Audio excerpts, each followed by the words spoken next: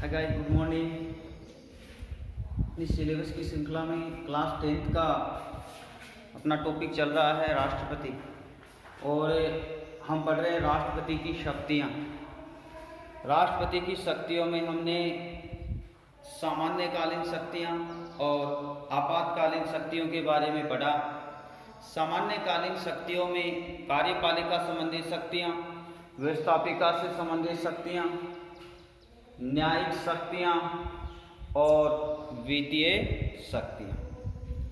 तो कार्यपालिका संबंधी जो शक्तियाँ हैं, उन शक्तियों के बारे में हम पिछले वीडियो में चर्चा कर चुके हैं कि राष्ट्रपति होता है वो कार्यपालिका का प्रधान होता है, कार्यपालिका का प्रमुख होता है। इसके अलावा जो हमने चर्चा की थी वो कि राष्ट्रपति केंद्र में बहुमत दल के नेता को क्या करता है, प्रधानमंत्री नियुक्त करता है। साथ साथ में प्रधानमंत्री की सिफारिश पर अन्य मंत्रियों की नियुक्ति करता है। ये बात अनुच्छेद 75 फर्स्ट में है। केंद्रीय स्त्री की जो उपाधियां हैं, उन उपाधियों को वितरित करता है।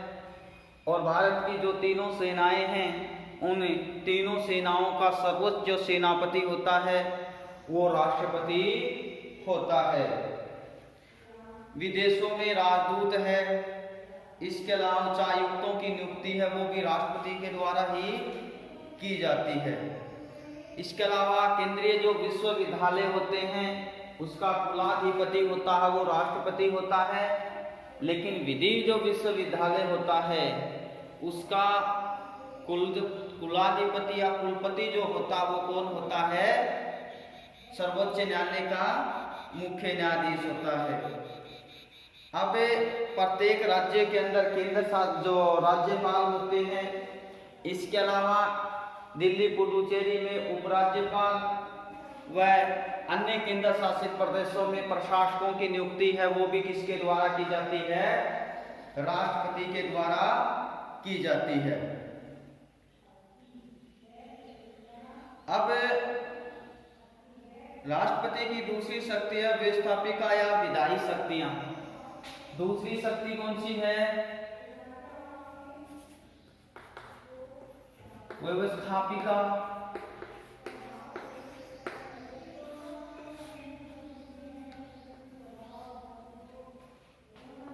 या विधायी शक्तियां।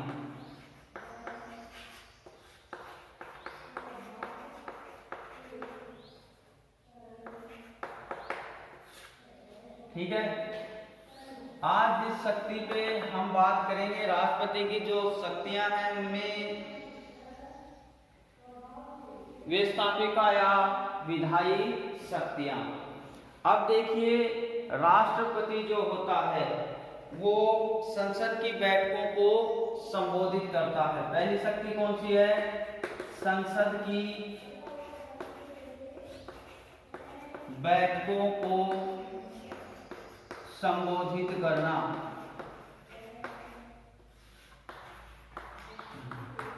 यानी व्यवस्थापिका से संबंधित शक्ति है, विधायी शक्ति है। संसद की जो बैठक होती है उस बैठकों को संबोधित करने की जो कार्य है या जो शक्ति है वो किसकी है, राष्ट्रपति की होती है। अब संसद के 3 सत्र होते हैं ना, बजट सत्र, शीतकालीन मानसूनी सत्र और शीतकालीन सत्र। इन्हें यानी संसद के तीनों ही सदनों को, संसद के तीनों ही सदनों को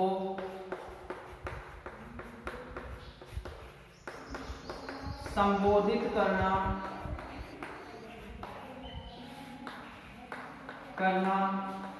राष्ट्रपति की बाध्यता नहीं है। ध्यान में रखना, संसद के तीनों ही सत्रों को संबोधित करना राष्ट्रपति की बाध्यता नहीं है।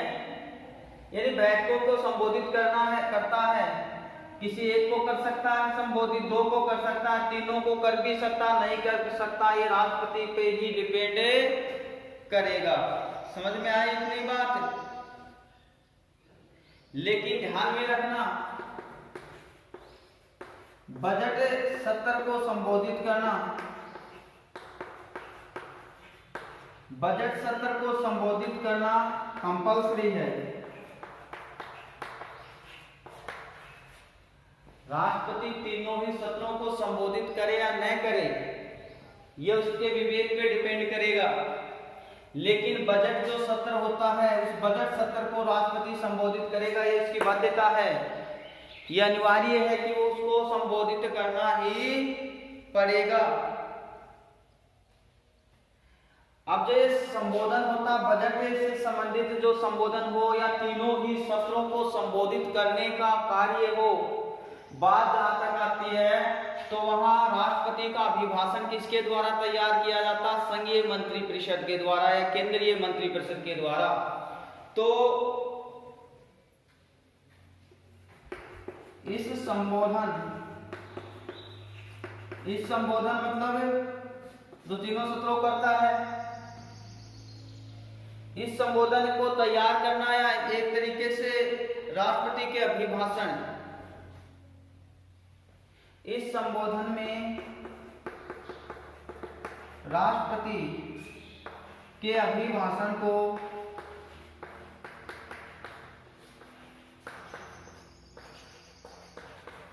केंद्रीय मंत्रिपरिषद के द्वारा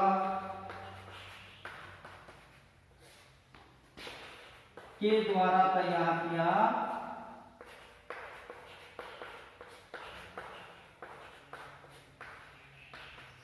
जाता है। समझ में आ गई ना? तो राष्ट्रपति का अभिभाषण कौन तैयार करता है, ये बात ध्यान में रखना। राष्ट्रपति का अभिभाषण कौन तैयार करता है?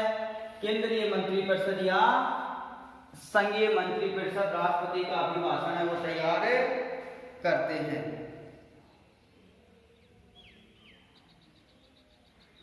अब जो राष्ट्रपति का सामान्य अभिभाषण है, सामान्य अभिभाषण का उल्लेख कौन से अनुच्छेद में? अनुच्छेद 86 के अंदर है। कौन से अनुच्छेद के अंदर है? अनुच्छेद 86 के अंदर अभिभाषण का उल्लेख अनुच्छेद 86 में है। और विशेष अभिभाषण का उल्लेख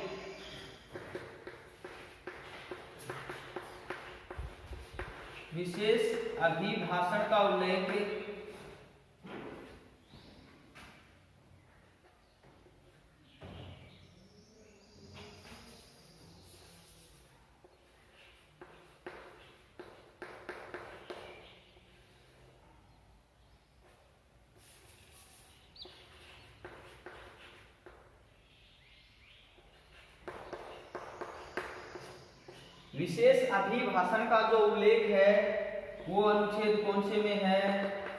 87 के अंदर। ध्यान में रखना, राष्ट्रपति का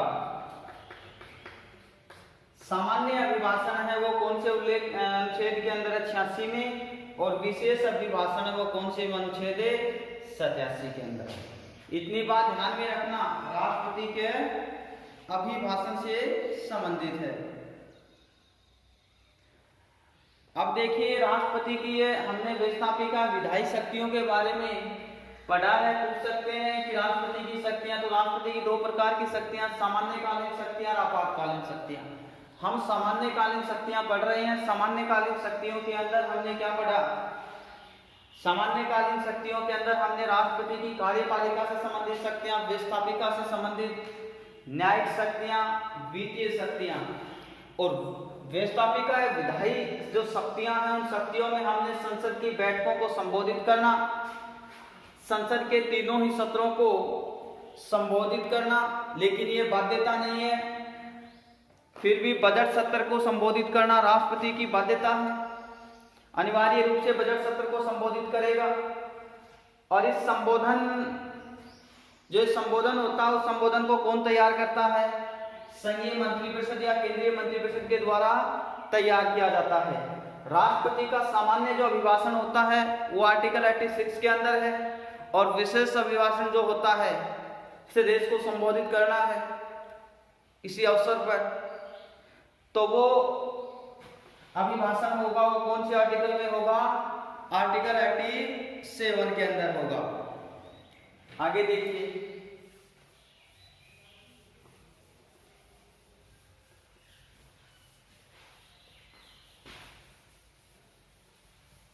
पढ़ रहे हो ना? शाबाश। अनुच्छेद 331, अनुच्छेद 331 इसमें क्या है?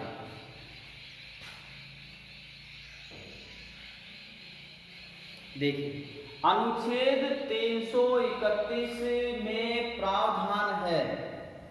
क्या प्रावधान है? अगर लोकसभा में किसी आंग्ल भारतीय को उचित प्रतिनिधित्व नहीं मिला हुआ है, किसी आंग्ल भारतीय एंग्लो इंडियन को उचित प्रतिनिधित्व नहीं मिला हुआ है, तो राष्ट्रपति आर्टिकल 331 के अनुसार 2 आंग्ल भारतीयों को लोकसभा के लिए क्या कर सकता है? नॉमिनेट कर सकता है। ध्यान में रखना, कई बार क्वेश्चन पूछ सकते हैं कि राष्ट्रपति लोकसभा में कितने एंग्लो इंडियन जो है आंग्ल भारतीयों को मनोनीत करता है? 2 को मनोनीत करता है। समझ गए ना? और वो कौन से आर्टिकल के तहत? आर्टिकल 331 के तहत। यानी आर्टिकल 331 के तहत अगर लोकसभा में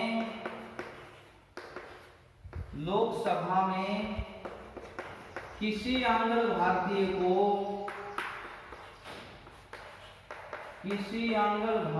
को उचित प्रतिनिधित्व नहीं मिला है, उचित प्रतिनिधित्व नहीं मिला है, तो राष्ट्रपति 2 आंग्ल भारतीयों को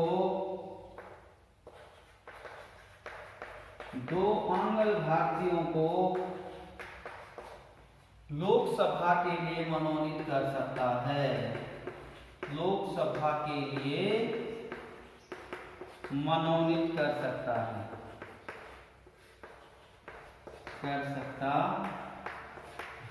राज्यसभा में 12 को करता है 80(3) के अनुसार आर्टिकल, और लोकसभा में अनुच्छेद 331 के तहत अगर लोकसभा में किसी आंग्ल भारतीय को उचित प्रतिनिधित्व नहीं मिला है, तो राष्ट्रपति क्या कर सकता है? 2 आंग्ल भारतीयों को लोकसभा के लिए नॉमिनेट कर सकता है। इतनी बात क्लियर हुई? आगे बात करते हैं। वो आपको बताया गया था कि अनुच्छेद 80(3) के तहत राज्यसभा के लिए 12 सदस्यों को मनोनीत करता है, जिसमें कला, साहित्य व समाज सेवा में क्या हो? विशेषज्ञता हो।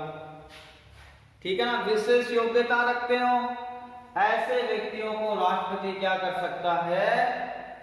लोकसभा के लिए या राज्यसभा के लिए नॉमिनेट कर सकता है। अब देखिए, संसद से पारित होकर आने वाला कोई भी विधेयक है, ध्यान देना, संसद यानी लोकसभा और राज्यसभा से कोई विधेयक पारित हो गया, और वो विधेयक पारित होने के बाद आपको पता है अंतिम स्वीकृति के लिए किसके पास जाएगा? राष्ट्रपति के पास जाएगा। अब राष्ट्रपति उस विधेयक का अनुमोदन करेगा। उस विधेयक के वक्त में या उस विधेयक के लिए राष्ट्रपति के पास 3 प्रकार की शक्तियां होती हैं। कितनी? 3 प्रकार की। यानी संसद से पारित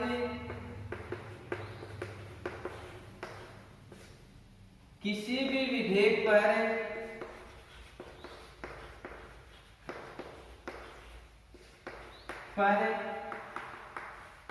राष्ट्रपति के पास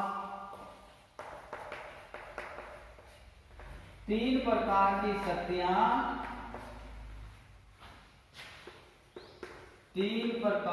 शक्तियां होती हैं जो अग्रलिखित है।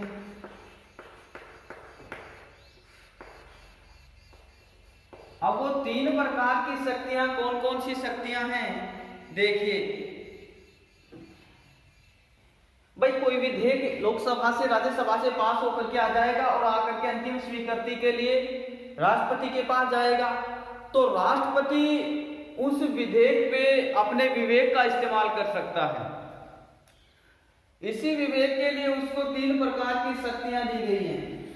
तो पहली शक्ति तो यह है विधेयक पे अपनी सहमति दे दे, यानी विधेयक पर हस्ताक्षर करते ही कानून बन जाएगा,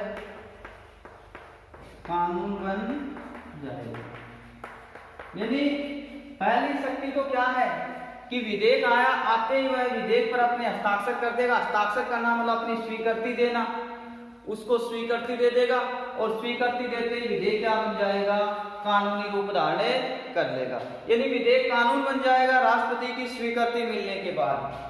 दूसरा पावर क्या है किसी भी विधेयक पे राष्ट्रपति के पास है, मतलब विधेयक जिस सदन से आया है, विधेयक जिस सदन से आया है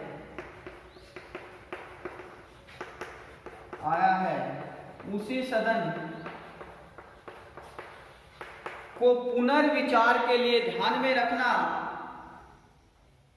उसी सदन को पुनर्विचार के लिए भेजना, उसी सदन को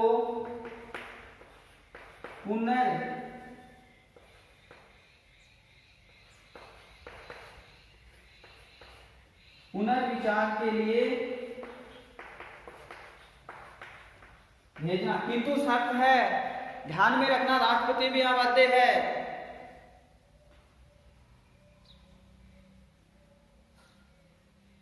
लेकिन बाद में हस्ताक्षर के लिए बाध्य होगा, यानी विधेयक एक बार लौटा सकता है जिस सदन से विधेयक आया उसी सदन को, किसके लिए, पुनर्विचार के लिए। लेकिन पुनर्विचार के बाद हस्ताक्षर करना जरूरी है, पुनर्विचार के बाद हस्ताक्षर करना अनिवार्य है, यानी राष्ट्रपति को हस्ताक्षर करने ही पड़ेंगे।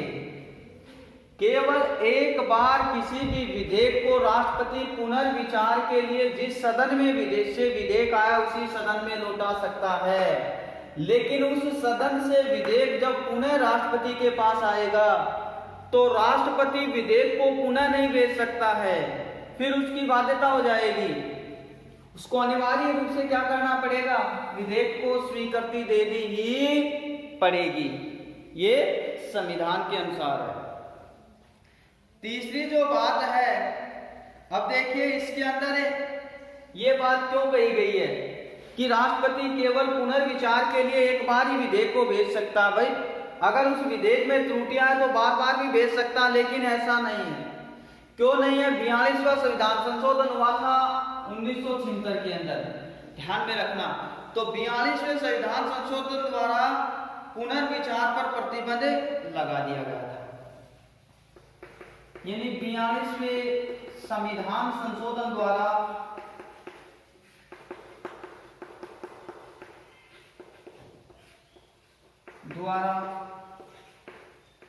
पुनर्विचार पर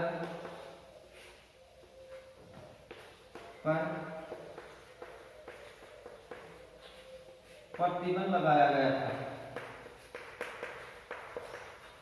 यानी क्या प्रतिबंध लगाया गया था कि किसी भी सदन से विधेयक पास होकर के आता तो राष्ट्रपति उसको अपनी स्वीकृति दे कि भाई वो पुनर्विचार के लिए वापस सदन को न भेजे विधेयक। यह बात 42वें संविधान संशोधन में कही गई थी कि राष्ट्रपति किसी भी विधेयक को पुनर्विचार के लिए सदन के सम्मुख नहीं भेज सकता है, बिल्कुल प्रतिबंधित कर दिया गया इस बात को। लेकिन फिर 44वां संविधान आया 1978 में। 44वें संविधान संशोधन के द्वारा क्या कर दिया गया, तो 44वें संविधान संशोधन के द्वारा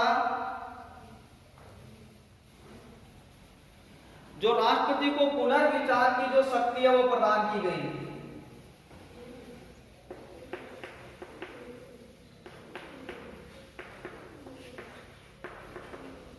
संशोधन के द्वारा राष्ट्रपति को पुनर्विचार की शक्ति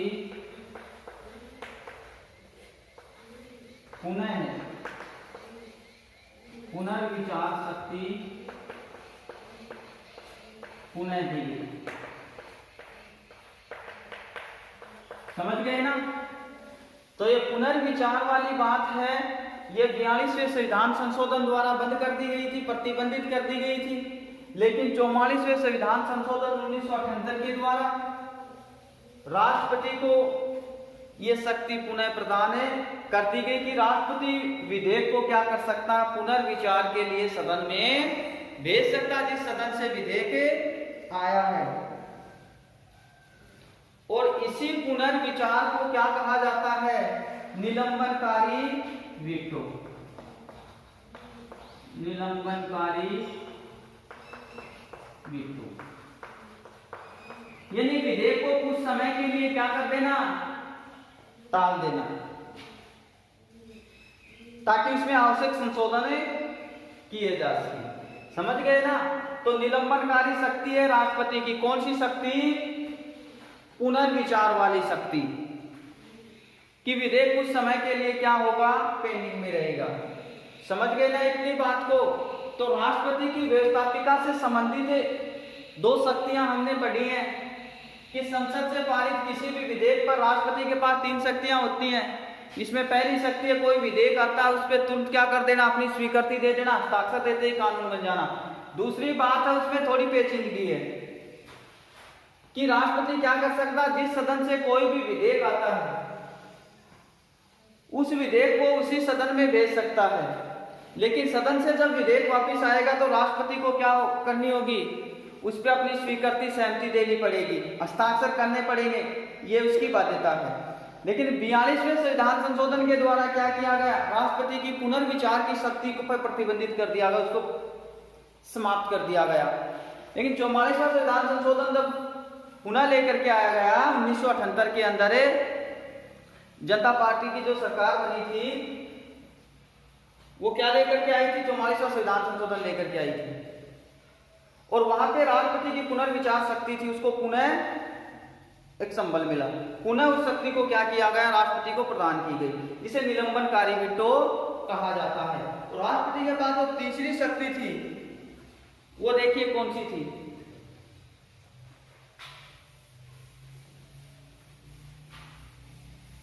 ध्यान में रखना। राष्ट्रपति की कौन सी शक्तियां पढ़ रहे हैं, कौन सी पढ़ रहे हैं, व्यवस्थापिका से संबंधित 2 शक्तियां पढ़ी हैं।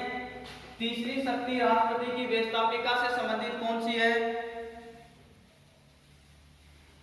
यदि कोई विधेयक आया है, मतलब न तो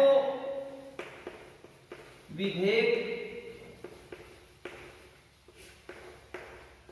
पर हस्ताक्षर करे, ध्यान में रखना, न तो विधेयक पर हस्ताक्षर करे, न ही पुनर्विचार के लिए भेजे। विधेयक पर हस्ताक्षर करे और न ही विधेयक पुनर्विचार के लिए भेजे। पुनर्विचार के लिए भेजे तो देखिए, यानी न तो विधेयक पर अपने हस्ताक्षर करता है, न ही विधेयक को पुनर्विचार के लिए भेजता है।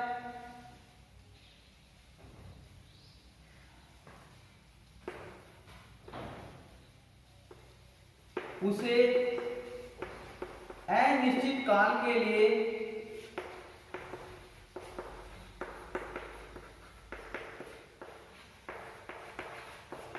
अपनी जेब में में डालकर रखा जाए, मतलब अपने पास रखा जाए, तो इसे जेबी वीटो कहते हैं। जेबी मतलब जेब में डाल के रखना, जेबी वीटो कहते हैं। यूं समझना इसको, देखो ध्यान से समझना।